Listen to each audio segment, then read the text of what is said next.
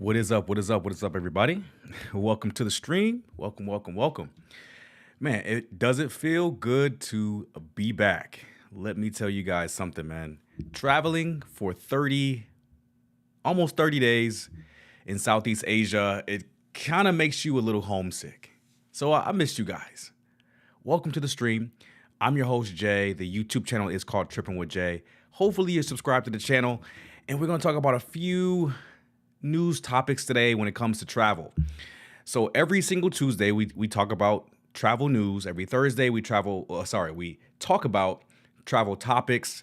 And then every Saturday, if it's not like a special event going on like it is this Saturday, we typically do travel reaction videos. So welcome to the channel. If this is your first time, make sure you're subscribed to the channel and like the video on your way in. Make sure this is good. Making sure the camera's, I guess, centered. And yeah, guys, we're going to do something special on Thursday and Saturday. So Thursday's live stream will be a recap of my trip to Vietnam, that review, and South Korea. And then on Saturday, we're going to have two special guests do the wrap up and or review of Thailand. And it was the two folks that I hung out mostly in Pattaya when I was out in Thailand, and they're going to give their perspective and their review of the city as well. So you guys make sure you subscribe, and man, it's going to be a crazy live stream week for sure. And I gotta edit a vlog for you all as well. And hopefully I can get that edited and posted by Friday, if not latest by Monday. It's going to be an epic one, man. I still got a whole lot of stuff to go through. Okay. So besides me rambling, man, I did want to jump right into the first story here, or at least the travel advisories for you guys that are traveling abroad here. So here we have me covering the web browser. Okay. So this is going to be quick. Just a couple of countries you guys want to be aware of. Senegal and Taiwan changed to level 1. So exercise normal precautions, if I can talk, right? Central African Republic, level 4, do not travel for unrest, crime, health, kidnapping, or hostage taking should be the one. Other and terrorism. So yeah, so don't go to the Central African Republic.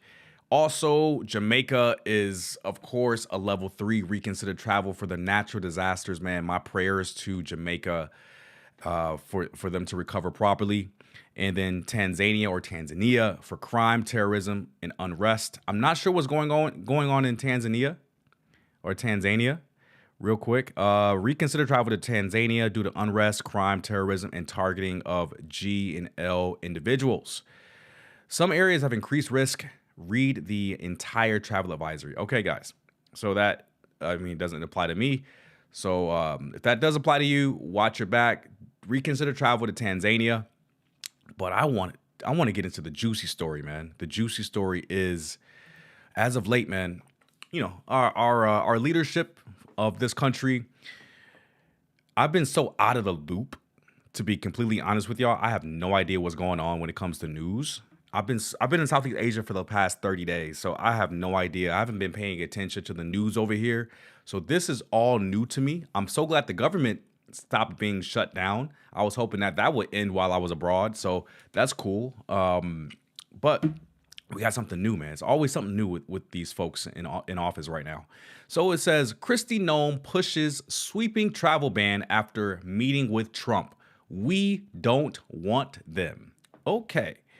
I have no idea about this news story, so this is going to be brand new news to me. So let's go ahead and check it out and kind of give our thoughts after the video ends. So let's go ahead and watch it all the way through. We have new details on the Afghan terror suspect accused of shooting 2 National Guardsmen near the White House, what we are learning and how it could impact U.S. asylum policy moving forward. Good morning. I'm Dana Perino. Bill is off today. Good morning, Aisha. Good morning to you and welcome back to you, Dana. Thank you. I'm Aisha Hasni in for Bill. This is America's Newsroom. That suspect is accused of shooting specialist Sarah Beckstrom and Staff Sergeant Andrew Wolf. Beckstrom died from her injuries last week. Wolf remains in critical condition and is said to be fighting for his life. Oh my gosh. The suspect fought in the Afghan army and he came here legally in 2021. DHS Secretary Kristi Noem on what happened next. We know that this individual came into the country under Operation Allies Welcome and during the Biden administration. We believe he was radicalized since he's been here in this country. We do believe it was through connections in his home community and state, and we're going to continue to talk to those who interacted with him, who were his family members, to talk to them. All of this is now prompting President Trump to announce what he calls a permanent pause on migration from, quote, third world countries. He is also vowing to deport some immigrants who are already here. The president defending the plan as a necessity. How long does your administration plan to pause asylum into the U.S.? I think a long time. Can you give any We kind don't of want time? them. What's We a don't long want those time? people. We have enough problems. We don't want those people. Is there a list of... Well, I guess we gave you 19, right? And it's probably more than that. They're very crime-ridden countries. They're countries that don't do a good job. They're countries that don't register from the standpoint of success. And we, frankly, don't need their people coming into our country telling us what to do.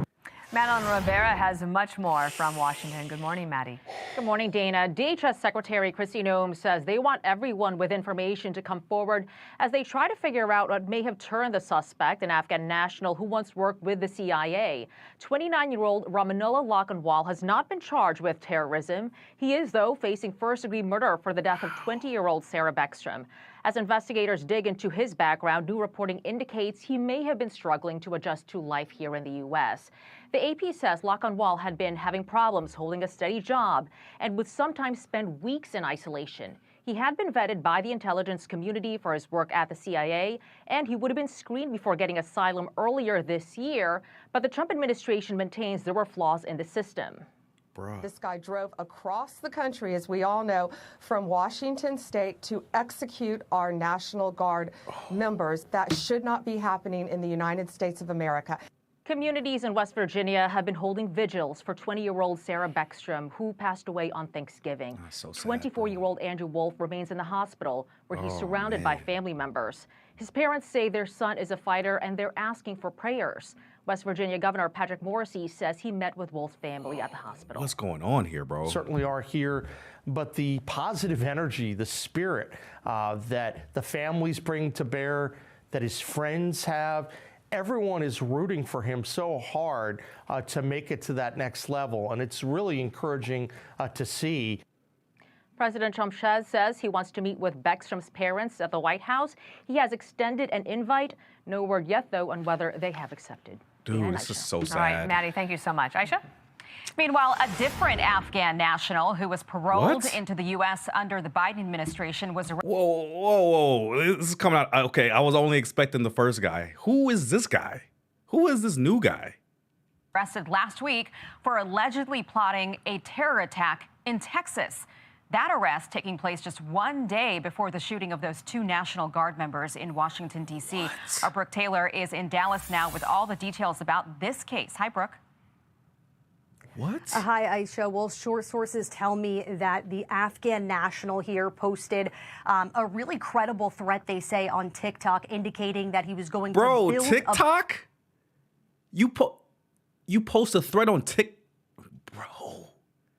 What is going on in this country, bro? Take me back to Thailand, please. Bomb and blow up a building in the Fort Worth area. Mohammed Al-Akozi was arrested on Tuesday. So this was just 24 hours before the murderous attack on two National Guard members in D.C. my gosh. He is behind bars right now, charged with making a terroristic threat. Now, Fox was the first to break this over the weekend. He came into the United States under Operations Allies Welcome, just like the D.C. shooting suspect, according to DHS. Now, Al-Akozi was admitted to the U.S. as a lawful permanent resident in September of 2022. Operation Allies Welcome was launched in 2021 by the Biden administration and resettled over 190,000 Afghans into the U.S. after its withdrawal from Afghanistan. The program has faced scrutiny over its vetting processes. The Air Force pilot who flew the last evacuation flight out of Afghanistan spoke on Fox and Friends this morning. We saw during the evacuation, we brought out 124,000 people in that evacuation in just 17 days. Wow. And so it's very difficult for those of us who are there to really imagine that there could have been any proper vetting back then at all. And to see that it is continuing right now, 4 years later, is really frustrating. What? That's very interesting. So I didn't know that they had that many people from Afghanistan brought over as refugees. And of course, it's almost impossible to vet that many people in any period of time. It's very difficult. We can't even vet the people that we have that were born here in the U.S. for certain things, maybe like for like First Amendment rights, right? We can barely vet the people that were born here for that type of stuff. So to be able to vet that many Afghan migrants in a specific period of time is absolutely wild. And I didn't even see this story coming. It just came out of nowhere. I was only expecting the first part of it. This is the second part, and I'm like, yo, this is wild, bro. I don't like getting political, but this is, I guess it kind of like compounds on each other because they're both from this particular event here when they were brought over to the States. What kind of vetting did you see when you were on the ground there? None. And the Trump administration has directed U.S. Citizenship and Immigration Services to pause all asylum decisions in response to the D.C. attack. This follows the president's promise of a sharp crackdown on immigration from third world countries. People from different countries that are not friendly to us and countries that are out of control themselves. Countries like Somalia that have virtually no government, no military, no police. All they do is go around killing each other. Then they come into... That's not true. But, you know, there is some truth to that as well. But you got to research places like Somaliland, right? Hargeisa, Somaliland. It's separate from Somalia, so you can't just put a blanket statement over that. But, you know, it is what it is, man. Our country and tell us how to run our country. We don't want them. This is wild. And right here back in Texas, ICE has launched a detainer on the Afghan national who is charged with making a terroristic threat. Aisha. Okay, Brooke Taylor live for us in Dallas. Brooke, thank you. Dana? Oh, they got and the Assistant countries. DHS Secretary Tricia McLaughlin is They got the countries detailed. Oh, right here. Let's check it out. static, or could it possibly? Bro. So they got Cuba, Haiti, Venezuela, Republic of Congo, Equatorial Guinea. What's up with Equatorial Guinea? That's the only Spanish-speaking African country, by the way. Sierra Leone, Togo, Chad, Libya. Okay, I can understand Libya. Somalia. Oh, they have the entire part of Somalia. So even if you're from Somaliland, you can't come here. Sudan, I understand Sudan. Burundi, Yemen.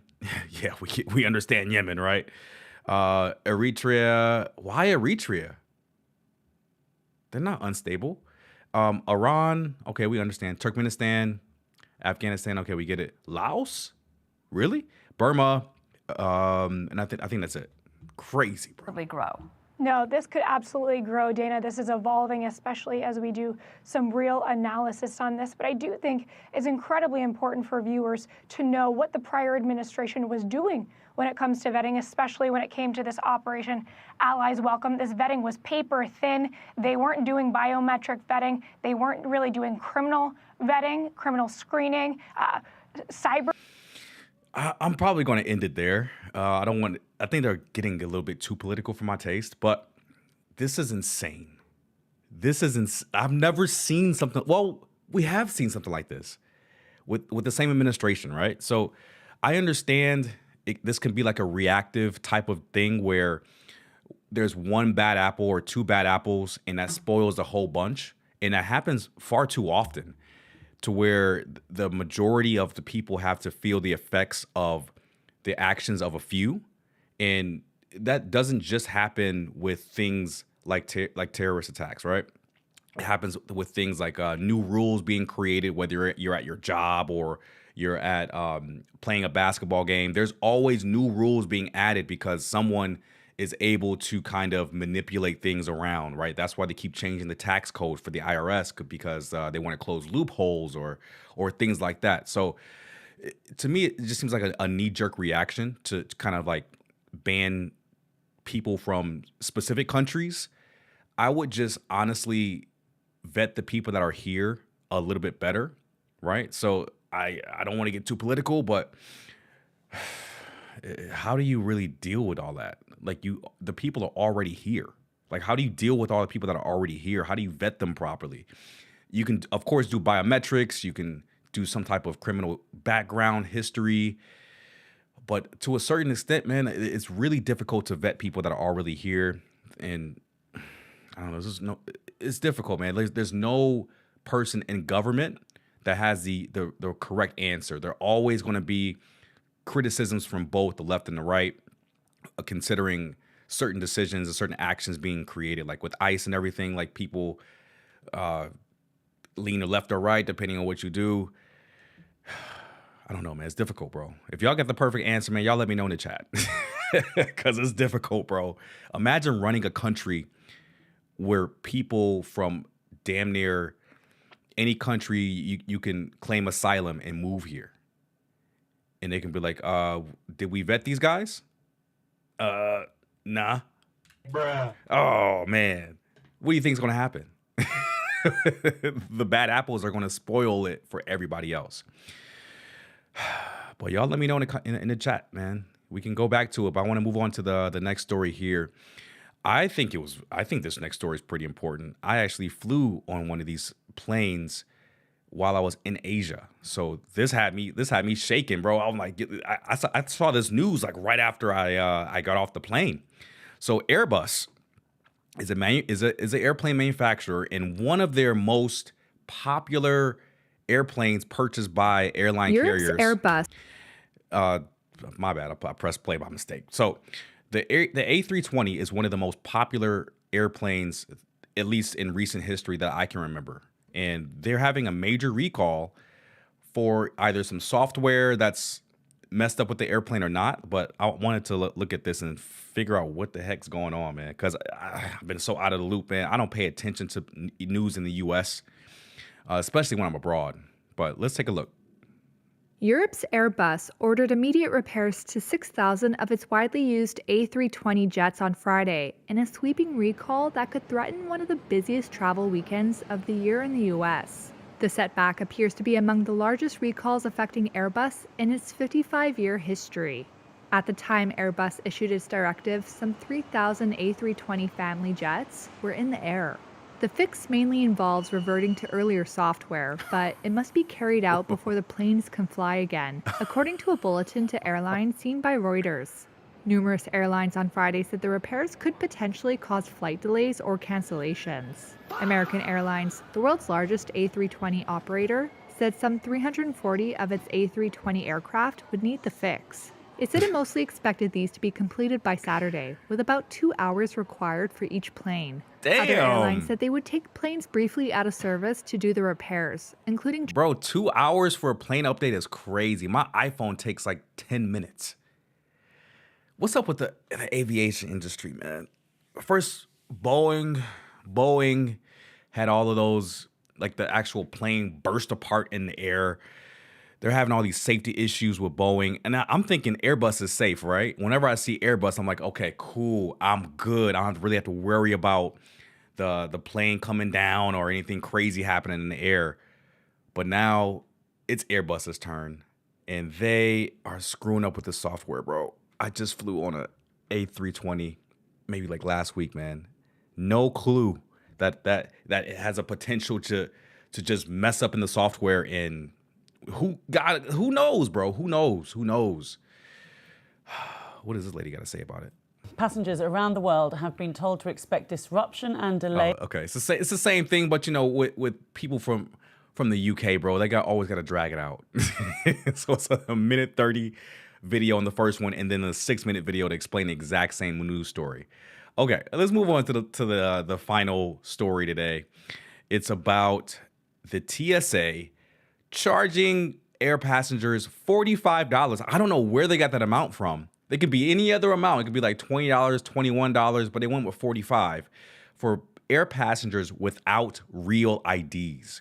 So for the uninformed people that don't know what real IDs are, essentially it's your state ID or your driver's license, and it has a star in the corner. That typically is going to indicate that you have proven your citizenship. You either have given like a birth certificate in order to get the star, or some additional documentation in order to get the star. And this has been a long time coming. They've been telling us to get the real ID to fly for years now. And they just started to enforce it now. Actually, like months ago, maybe like beginning of this year, they started to like, hey, we really need y'all to have real ID. It's been a couple years since we kind of like let y'all know. Now they're starting to charge people. So for the people that don't have real IDs, don't have a passport, and this is why I tell you guys to get your passports, they're $45 a head, man. Y'all ready for this? Let's go. 20 years after Congress passed the Real ID law and 7 months after Real IDs were required at airports, the TSA says time is up. You're good to go. Starting on February 1st, if you don't have a Real ID, the TSA says a temporary pass at the airport will cost you $45 to fly domestically. That new non-refundable fee more than double the $18 payment the TSA recently announced, designed to cover additional technology and security costs. And we want to make sure that we know who is traveling, and we are exercising all options to make sure that the system is safe. The TSA says the fee can be paid in advance, online, or in person at the airport, and will be valid for... I'm surprised that it's not higher at the airport like you do with baggage fees. You know how baggage fees, you can prepay online, and then at the airport it's a little bit higher of a charge for the same bags that you should have just paid before you got to the airport. I'm surprised it's the same price whether you're at the airport already or you're online. This is, to me, it's a junk fee. It's hilarious. $45 for you not having a star on your ID or not having your passport. This should be more of an encouragement for you guys to get your passports. You don't have to worry about the star on your ID if you get a passport. Just 10 days if you're flying and don't have a Real ID. After that, travelers will have to pay yet again. All of it leading to enhanced security screening and some delays. This process could take anywhere from 10 to 30 minutes. Congress first approved stricter standards for issuing IDs back in 2005, based on recommendations from the 9/11 Commission. But implementation of Real IDs was delayed for years until last May. That golden star is key. Leading to a last-minute scramble, long lines, and scarce appointments at DMVs nationwide. Now the TSA says more than 94% of passengers are already using Real IDs or other acceptable forms of ID, Passport. like a passport or military ID. If you don't have one now, you've got 2 months until the new fee takes effect. Travelers who haven't traveled in quite a while or haven't been able to get their ID upgraded to the Real ID compliant form are likely going to feel the burden of this $45 cost. Okay, we can't underscore this enough. You've mentioned there are other alternative IDs you can use. Yes, You've there got are a couple of examples here. So again, get your Real ID, right? If you have to get a new driver's license, chances are you're going to get the Real ID. You can also use a global entry card if you have one. That works just as well. You can use a passport. If you have a military ID, you can use that. Green card, you can use that. Canadians can use their driver's licenses as well as their passports. But this is crazy. Imagine flying round trip. You got to pay $45 one way and then another $45, and that's $90 round trip. Bruh. Oh, we got a chat. What's going on, brother? How are you, man? How are you? Thanks for coming into the live stream, bro. Yeah, this is wild to me because if you don't already have your Real ID, you're either you travel very seldomly, or you happen to just be totally out of the loop, bro. Like, if you don't have your passport, you don't have a Real ID, you should just probably just make a road trip out of it.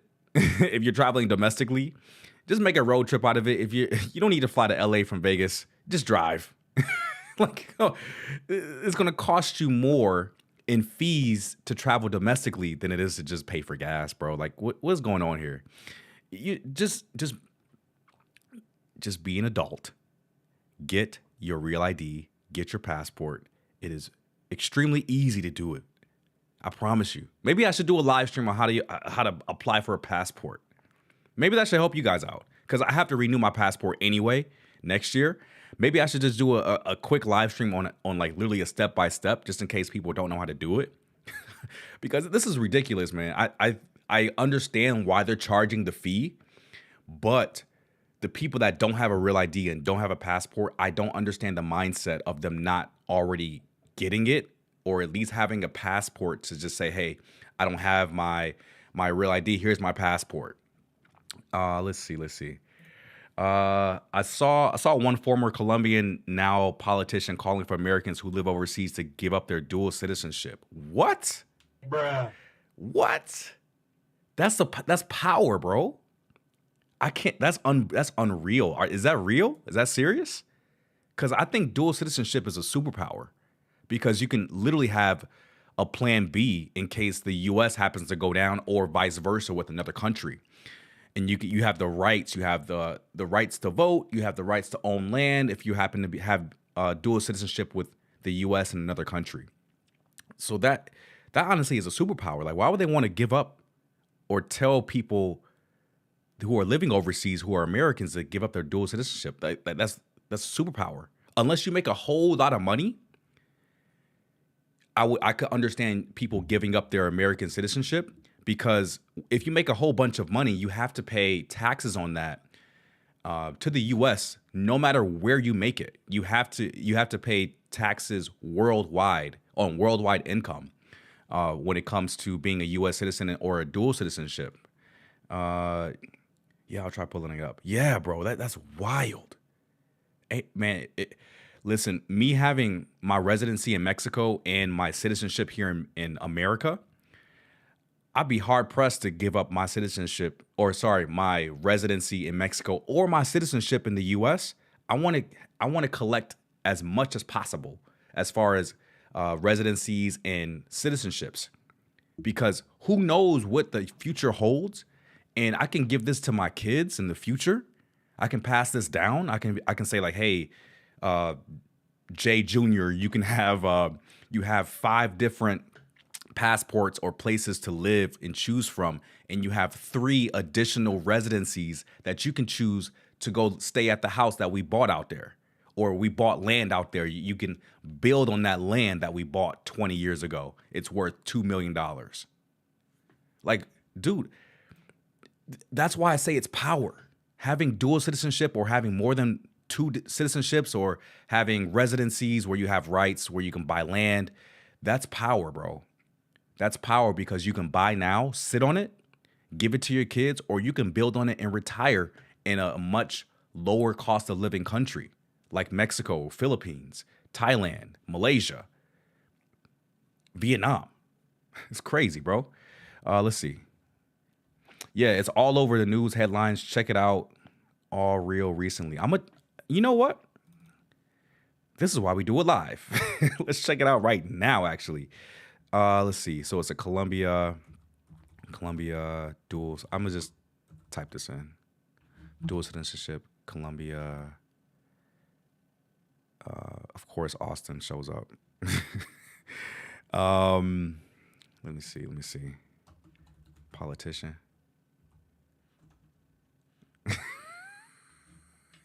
Y'all about to have me misspell this stuff, bro. Is it right here?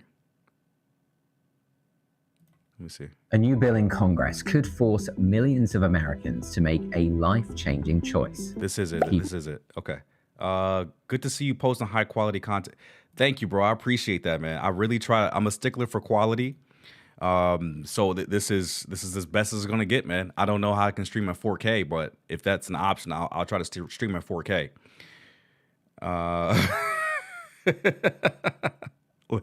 Let's hear this right here. Your US citizenship or give it up. Here's what's inside the proposed Exclusive Citizenship Act of 2025. Republican Senator Bernie Moreno introduced the bill, which would end dual citizenship in the United States. It says Americans must owe, quote, sole and exclusive allegiance to the US. Now, if you have dual citizenship, you would have 1 year to renounce your foreign citizenship in writing, or you'd be treated as if you voluntarily gave up your US citizenship. The US doesn't track dual citizens, so exact numbers are unknown, but estimates range from 500,000 up to 5.7 million Americans. Many more qualify for foreign citizenship through their parents or ancestry. Even high-profile figures like First Lady Melania Trump reportedly hold dual citizenship, and they could be required to choose. Under the bill, anyone who keeps foreign citizenship loses their US citizenship.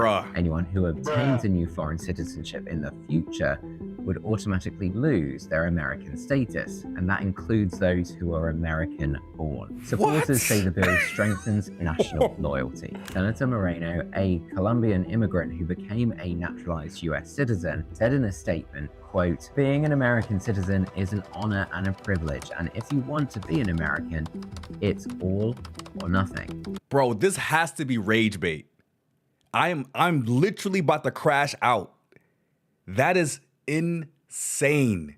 Are you serious? You're an immigrant to the country, you become a politician, and then you you force, or not force people. Man, this bill is not going to survive at all. Like I get it. It's like a joke, right? There's no way it's like it's irony to me, because you're an immigrant to the country. You yourself probably hold dual citizenship with Colombia and the US. And then you tell people not to do what you do. To me, that's a hypocrite. That's literally the definition of hypocrisy, bro. This is crazy.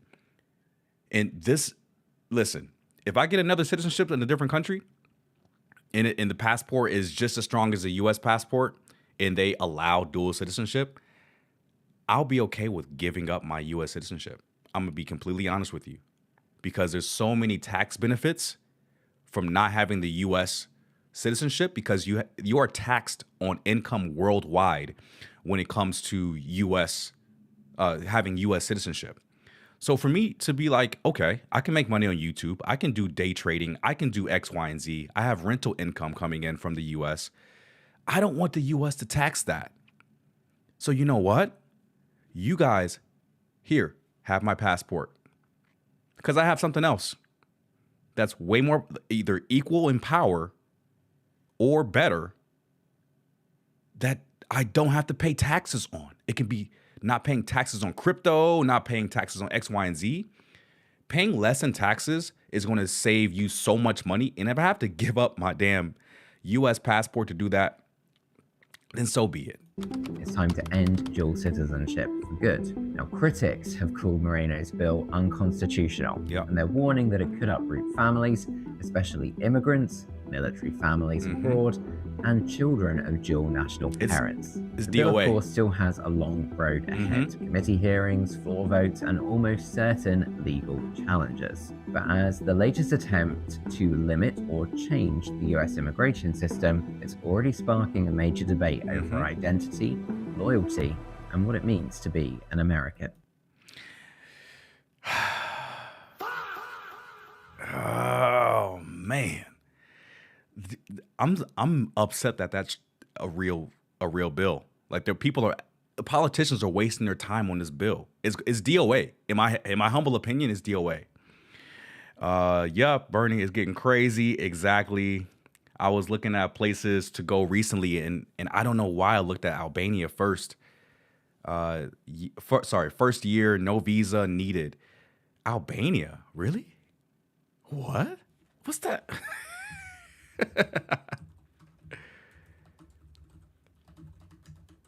Let's see, this is why we do it live, man. We can just search stuff on the go. Ooh, bro. What? Bruh. Look at, y'all see this? I'm gonna read this to y'all real quick. U.S. citizens do not need a visa for short stays in Albania, with a visa-free entry for up to a year. A passport valid for at least 3 months beyond your stay is required, though it is recommended to have 6 months of validity. For stays longer than 1 year, you must apply for a residency permit after entering the country. Very interesting. I honestly, Albania slipped right under the radar for me.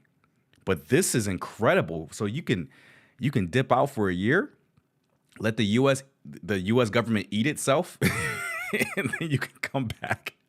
Or you can do a visa run, right? You can you can just leave and come back. Let's see.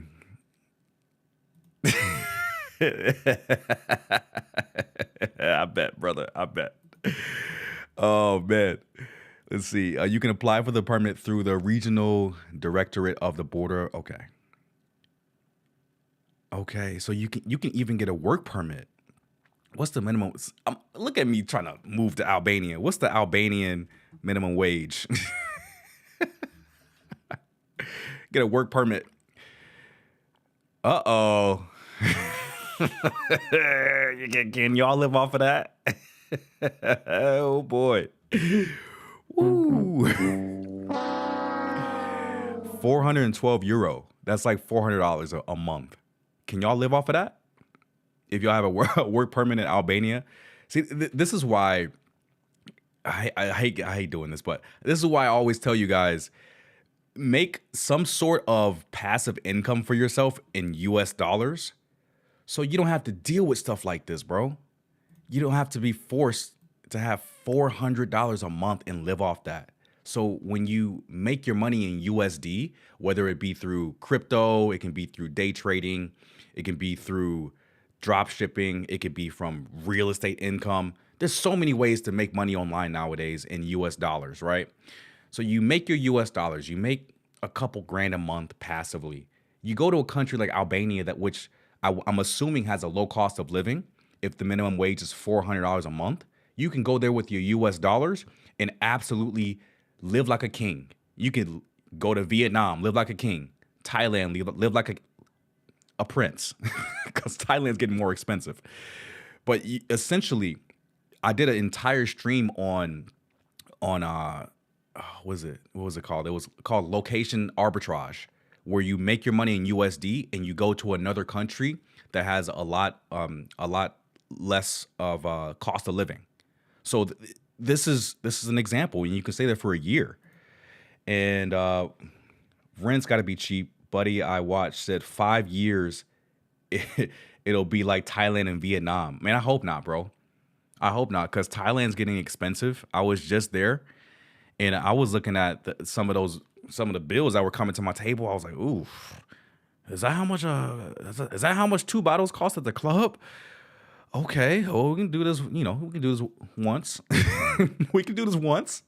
No, but for real, like compared to how affordable it was some years ago, when the last time I went to Thailand, and comparing it to now, it has gotten substantially expensive. I can say around 10 to 20% more expensive, and this was maybe like 5 to 10 years ago. So the prices are coming up. Vietnam was, I can't wait to talk about it on Thursday, man. I'm gonna have some unreleased clips. I'm gonna have those ready to go so I can kind of show you guys along with me talking. And Vietnam was one of the most affordable countries I have ever been to. I literally had a live stream eating prawn, I think lobster and calamari and alcohol, and everything came out to be like to $50. And I was like, bruh, that's insane. That's insane. I think he was more saying the infrastructure. Okay. Yeah, the infrastructure has to be there, bro. I'm not saying it has to be like a built up like a Bangkok or a Pattaya, but just have some type of infrastructure where you have running water, electricity, like a consistent electricity, running water, and paved roads, and ability to go to like a supermarket and get food and cook and things like that. That's all I would really need. I don't really care for going out to clubs consistently, maybe like here and there, but some type of infrastructure would definitely be nice to have, right? Man, looking at Albania, bro. Oh my goodness gracious. How much is rent?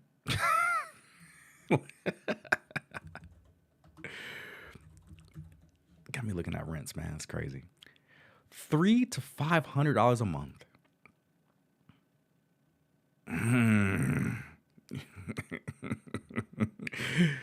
What are we doing here, bro? What are we doing in America when rents are $300 in Albania? Why are we paying $2,000 for a studio in LA or $1,500 for a studio in Las Vegas? Bro, there are better places that will treat us better, bro, with the US dollar. And this is proof, man. And this is just, I never even thought about Albania, bro. I never thought about, yeah. Okay. So literally AI is helping us out. AI is helping us move to Albania right now, guys. The monthly cost of living in Albania varies from by location and lifestyle, with estimates ranging from approximately $860 to over $1,900 per month for a single person. And I think that higher end is like for some nice fly-ish, you know? You're making me go look more into it. Yeah, man, you have to really explore. And I always tell you guys, if you're looking to relocate, get your feet on the ground first. Get a couple Airbnbs in a couple of different areas, a couple of different cities to see if you can find like a good flow and you kind of get a good feeling of that particular part of the city. Don't just move sight unseen. People do it, but it's not recommended, because if you happen to have a bad situation or a bad experience, you're gonna be like, yo, I should have just stayed in the States. You know, we see all the stuff on YouTube of content creators that interview people that move and love it, and we never hear about the people that hate it, right?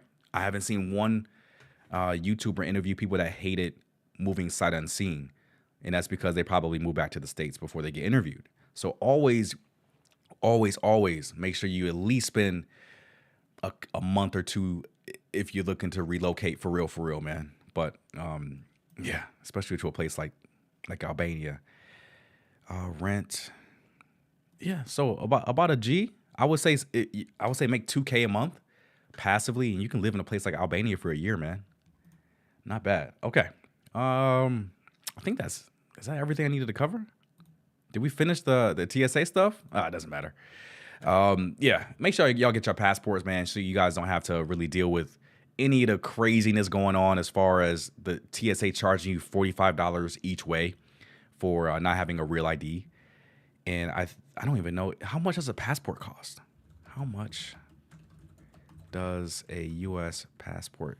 Because if you just, bro, $165 for a passport. That's like 2 round trip flights if you don't have a real ID. Just get a passport. It's cheaper. Get a passport card. What's a passport card? Bro, what's a passport card? Is that for going to like Canada? I would assume. Why don't we have a digital passport where they just scan the back of like a passport card? And I don't know, bro. I hate carrying around a passport in its totality, bro. It's just crazy. It's a crazy concept that you need to have a booklet stamped going to another country, where it should just be they scan the back of your passport ID and you're good. I don't understand it. Like, this is 2025. Everything else is digital, but going into another country isn't. It's so manual, bro. It just feels like we're living in the freaking 1990s, where we still stamping passports. Have y'all ever thought about that, man? We're still stamping passports in 2025. Well, we got AI giving us answers to questions that literally are just bounce around in our head on some random stuff, right? And we're still stamping passports in 2025. Can we have a different system? Like, I know we have the chips, right? The chips that are in the passports. But it would honestly, digitizing like international travel would save so much time with like passport control, customs, all that type of stuff. You can literally just scan the back of your ID and you're good. You can go through. They don't have to ask you questions or anything. They already know who you are. They already know your criminal history. It all comes up. It's crazy. You still in Da Nang or no? I'm back home in Vegas now. I flew back on Thanksgiving, which was last Thursday, and I flew back from South Korea. I had a 24-hour layover in South Korea, and I'll kind of like go through that in detail on Thursday's stream. So Thursday at 5 p.m. Pacific Standard Time is what I'm planning on streaming time, and I'll detail almost my entire trip for you guys. And then Saturday, we're gonna most likely stream at either 9 or 10 a.m. depending on the availability of my friends I want to bring on to the stream for you guys, because it's gonna be fun, man. I'm telling you guys, it's gonna be fun. These guys are really, really fun to hang out with, and hopefully it comes off on the stream. But we're about to be cracking jokes. We're about to be saying inappropriate stuff. So if you're sensitive to that stuff, maybe that's not the stream for you. But Saturday is gonna be real special, man. Yeah, not in Da Nang anymore. I'm back in Vegas. Unfortunately, I literally I had a frowny face on when I came back to the States, because I'm like, the U.S. is so damn ghetto. It's so ghetto, bro.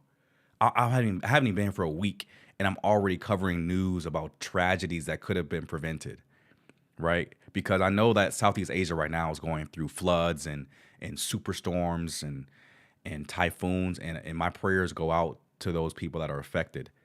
But that couldn't have been avoided, right? It's unavoidable. It's Mother Nature. It's weather.